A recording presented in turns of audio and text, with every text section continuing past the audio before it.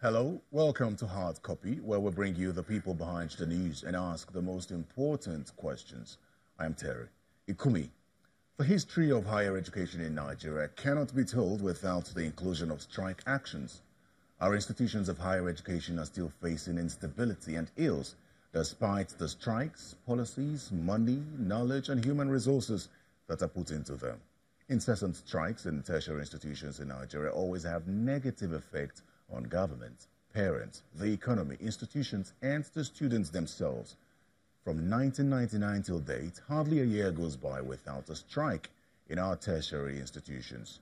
So, the question now is, seeing as academic activities are being crippled and the academic calendar has been disrupted, ultimately affecting the students who have to wait for later dates to graduate, what's the way forward?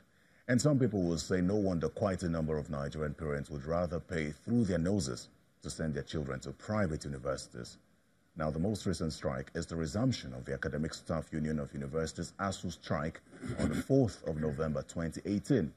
ASUU says the resumption is due to the federal government's refusal to honor 2 MOUs and 1 MOA, that's a Memorandum of Action.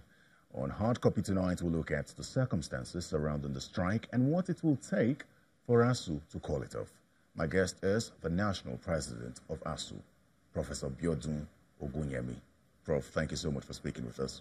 Thank you. It's my pleasure to be here. Let's set a background to this now. What are the issues in contention?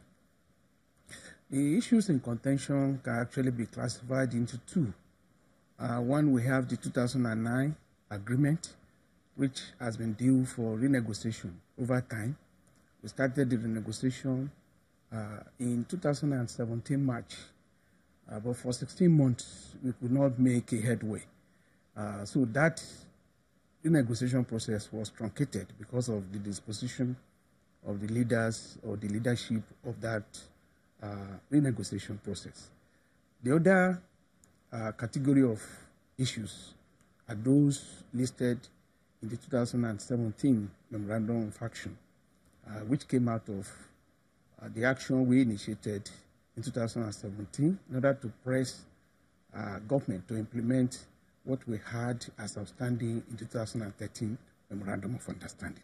Well, what are these issues? What are the contents of the 2009, 2013 MOUs and the 2017 MOA? Well, 2009 agreement, like our previous agreements, because we have always negotiated issues related to funding of education, that is the quantum of resources we need to reposition our universities for reckoning and transformation. We have, as the second component of our renegotiation process, the issue of conditions of service, the minimum we need to attract the best and retain them in university teaching job. Then the third component, academic freedom and university autonomy. We talk about the freedom for university to operate according to their laws and the enabling environment for them to exercise their freedom as the marketplace of ideas. The last component has to do with the enabling environment generally, which has to do with policies, programs, and laws. These 4 components have engaged the attention of the Union since 1982, when we had the first renegotiation, the first negotiation exercise with the Shagari government. And so by 1982, when we had this negotiation, aspects of these 4 elements were agreed on. But it was in 1992 that we had the landmark document, which we call 1992 FGN ASUU agreement. In that agreement, 2 landmark issues came up. Government was trying to talk of where we no longer have enough resources to shoulder responsibility for university education. We have to introduce tuition fees. We have to bring in parents to pay for the education of their children. We said, government will not need to do that because there are other sources of attractive funds. The idea of tuition fees we addressed in 1992 in our negotiation with government. Another landmark thing that came out of that exercise was that that agreement will need to be reviewed every 3 years.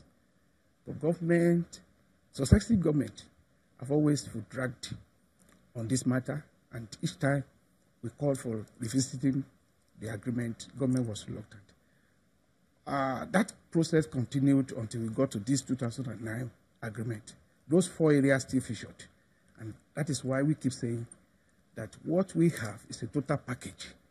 The package meant to visit the quantum of resources and how to address the declining fortunes of Nigerian education and university education. That's what was contained in the 2009 agreement. Yes. The same thing featured in the 2013 agreement. No, the 2013 agreement, you see, we found that when we signed the 2009 agreement, government only focused on the salary component of the agreement.